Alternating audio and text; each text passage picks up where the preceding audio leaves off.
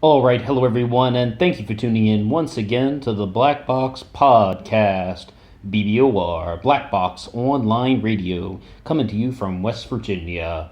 Well, we have a bit of a different kind of upload today.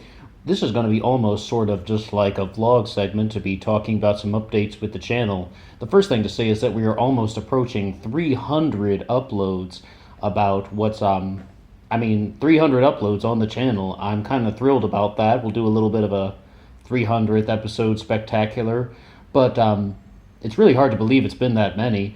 I started this thing in 2017, and it's been, some on and off moments. Like, I wasn't able to upload every day, but it's been nice to upload as frequently as I can. We've had some good stretches where we've been able to upload 7 days a week, and that's the thing that I'm really aiming for. But it's not exactly that easy. So it really turns out to be more like 5 times a week at our current pace. So what are the new things that we have going on with BBOR?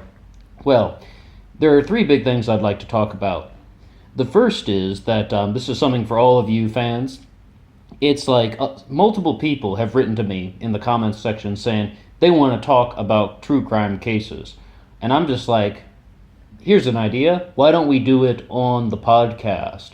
I think this would be something that we could be starting in the future, where it would almost just be like start having guests call in, and we can have discussions about some of these true crime cases. Multiple people have wanted to talk about the Zodiac Killer.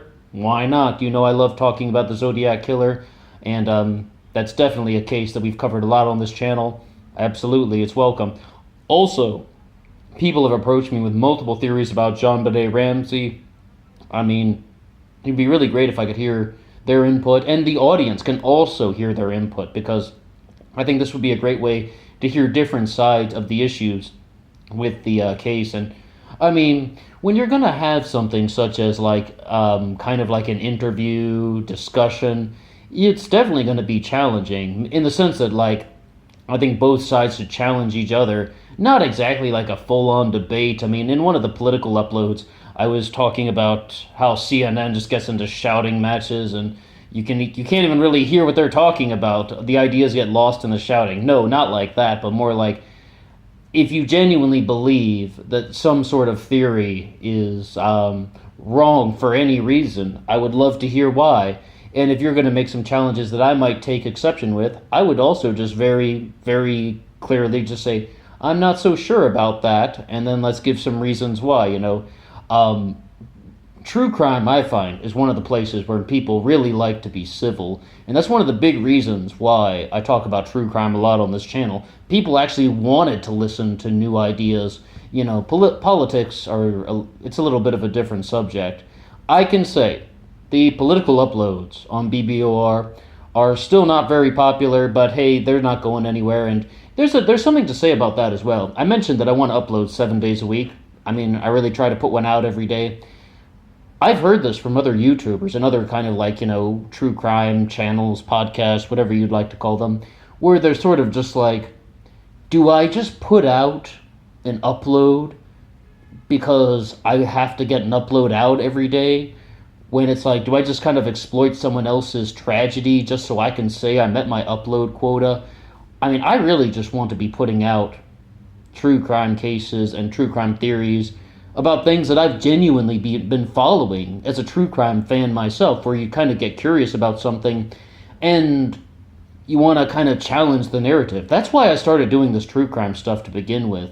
That's why I got involved with true crime. As just someone who's like a fan who's following along, and you just have something to say about the case, and you can't stay silent.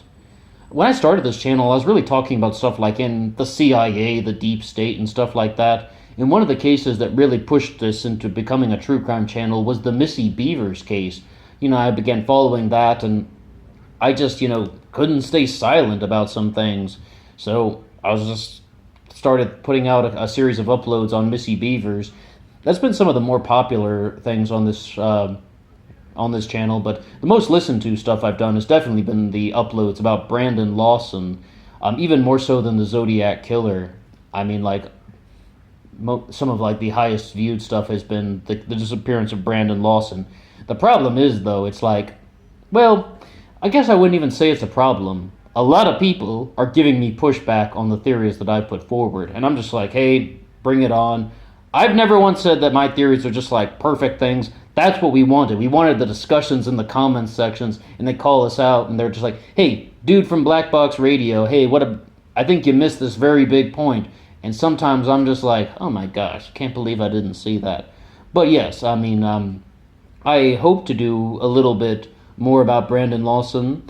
We also said the Zodiac Killer. And a new case that I just got into was the Atlas Vampire, the Vampire Murder. It goes by a few different names. It's talking about the 1932 murder of Lily Lindström from Stockholm, Sweden. Now, some of the, I mentioned though that there are a couple things that we have going on. And the first one is that we wanted to have, some interviews and guests on the program. Anyone who would like to talk about a true crime case is welcome. Okay, but the thing is, that's probably not going to be up and running for at least a couple months. Once we sort of figure out like who would like to come on and how would we do it, I mean, probably be done through Skype or maybe if the phone line is strong enough. But I often find that many kind of call-in things on YouTube, they often use Skype or perhaps even a similar video platform.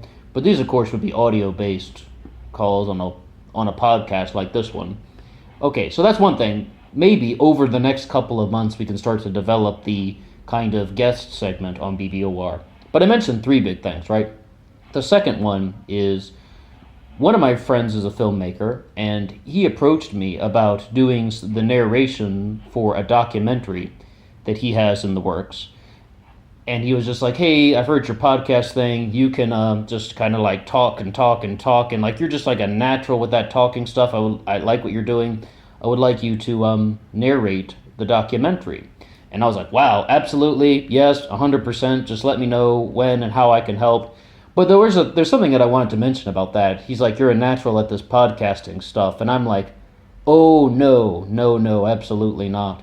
I started doing some of this back in 2011. And for BBOR, for Black Box Radio, I don't use any script or anything. But in 2011, yeah, I had to write everything out. I couldn't monologue. I couldn't talk freely. I had to write out the script for the entire podcast. They would be like 3 minutes long. And they were horrible. Most of them are offline. You might find one or two things that I still have up there on... It was even for someone else's channel. It wasn't even for my own channel. But, I attempted podcasting before. And very, very slowly, over the course of about 6 or 7 years, I became somewhat, somewhat more able to talk freely. I mean, this is a very gradual thing. We started with the baby steps. We started with the strikeouts. And just like, I had to write out, a 3-minute script for a YouTube video that I ended up deleting because it was just poorly constructed. You gotta crawl before you can walk. So, I mean, I don't really think I'm a natural at any of this. I mean, I think I definitely had to go through a lot of the learning process about just being able to talk freely for 20 minutes or 30 minutes. And even sometimes, I would practice, I would just talk for 30 minutes in the voice recorder on my phone, almost like keeping a journal. I did that for a little while as well. Definitely worked into kind of recording these things. And furthermore, the original BBOR uploads were only 14 minutes long. And I guess I was too lazy to kind of verify the YouTube account. Then I finally did that once I realized I had more to say than just 14 minutes. It's like, I gotta get this thing in order. So that's how that happened. So that's the second thing. I mean, I'll say more about the documentary once it gets in motion. I don't want to hype this up and be like, yeah, this is the title of the movie that I'm going to be narrating that's going to be coming out and we're going to be doing all this.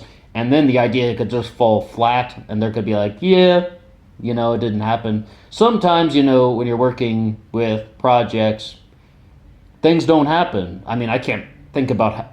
Maybe you too, you've just thought about yeah, next year I'm going to do this thing. I'm going to write that novel that I keep talking about.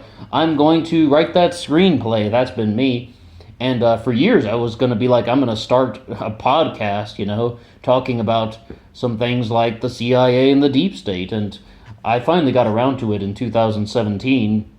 But it only really lasted like a handful of uploads talking about the CIA and the deep state. They weren't very popular, first of all, because it was a brand new channel. But then it was just like, I just had so much to say about these true crime cases when I'm just like, I'm getting theories, things are coming to mind. And once again, this is just stuff that I'm following as a fan. It's not like going around, trying to just seek out what kind of true crime case I think is going to be the most popular. Absolutely not. These are just things that caught my interest that I'm just listening to and following on the internet, just like any other true crime fan. But there's just some things I couldn't really stay silent about. So we talked about the film, we talked about the kind of call-in segment. The third thing that is going to be coming up is I'm hoping to create a much larger kind of podcast presentation.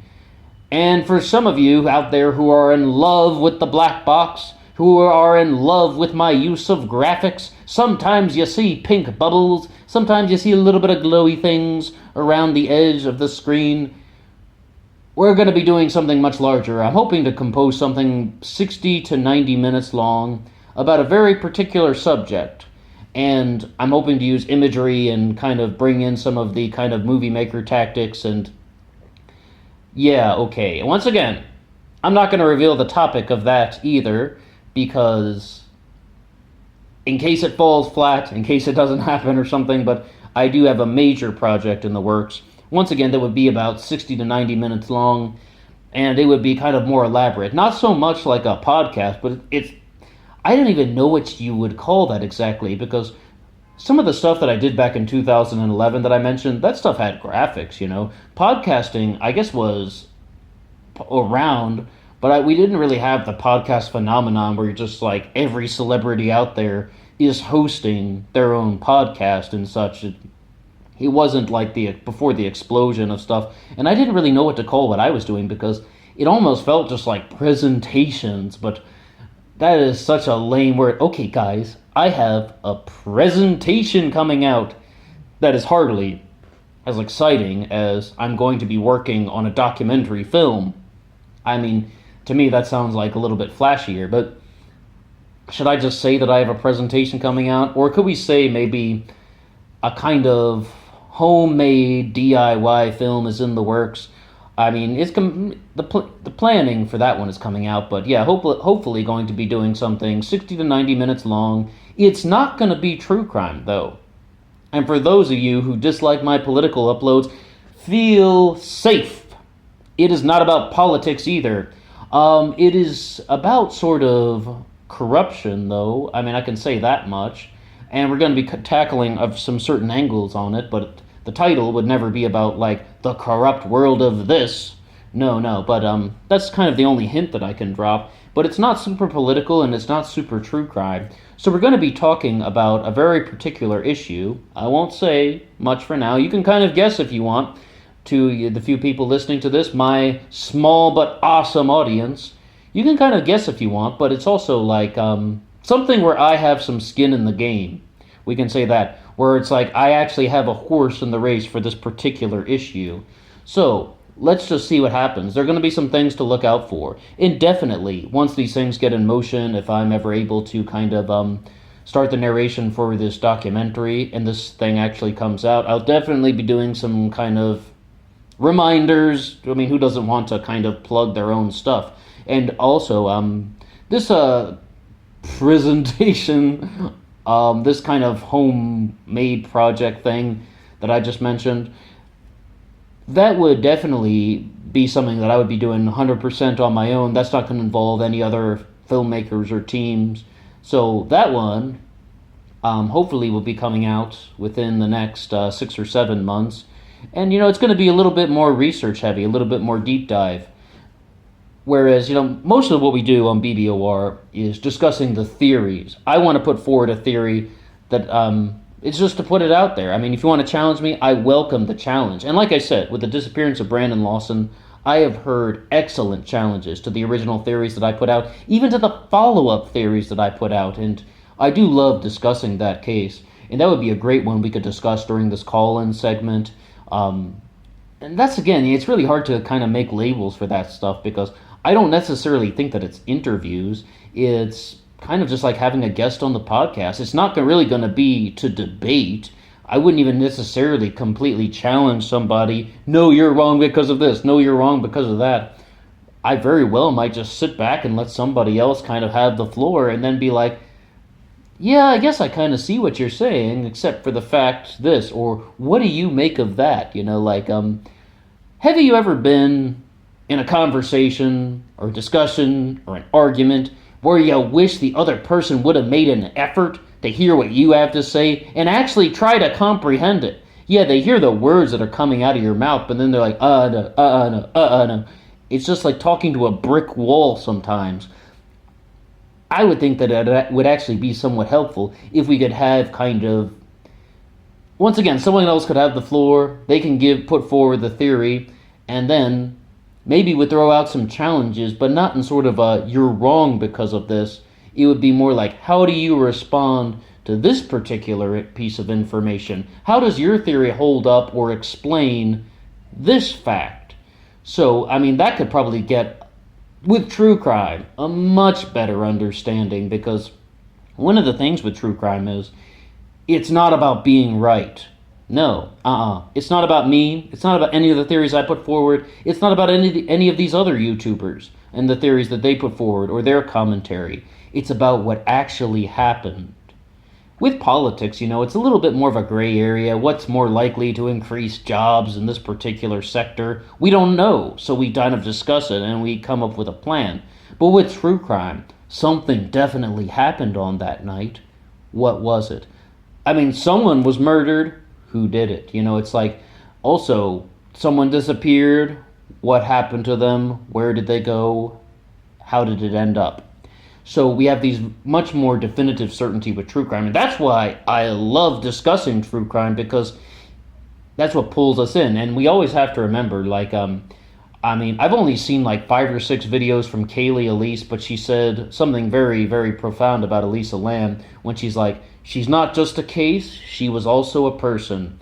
And that's one of the things we can always bear in mind with these true crime discussions. Like I said, it's like, we definitely have those moments, though, when you're trying to put 7 videos out every week, 7 podcast segments, rather, and you're just like, do I talk about somebody's tragedy just so I can say I made an upload? I don't think so. I would rather skip the day and just be like, hey, sorry I didn't put out 7 uploads a week. But granted, a channel as small as this one, you can get away with stuff like that, and, there aren't going to be any riots because there's no black box radio for Thursday. It's like, that's just kind of where we are. And I have to admit that, as someone who is running a very small channel, but the subscribers are coming in much more frequently. It took 9 months before I had 50 subscribers. When you start a YouTube channel, it's so true. It's like, if you started for the first couple of months, people aren't really going to be listening to your stuff. And I would hope that other people will go ahead and start their channels, and they're going to push through that time when you're going to be getting 3 or 4 views. It's all good, if you're putting out quality content, you'll get, somewhat of a following eventually. It really just depends on, the consistency, and if you keep putting stuff out. And once again, we mentioned something about putting a certain amount of quality into the ideas that you're promoting. Something like Black Box Radio. I know the graphics are simple, but, it's a podcast. Black Box Radio. But, we mentioned, though, some things are going to be coming out that are going to be a little more elaborate. The kind of larger scale presentation, documentary. Got a few things in the works. So, that's all for me now. Look out for some new things on the channel. Thank you to everybody who's listened so far. If you'd like to be a guest on the show, you can always let me know. But once again, that's mostly going to be coming out sometime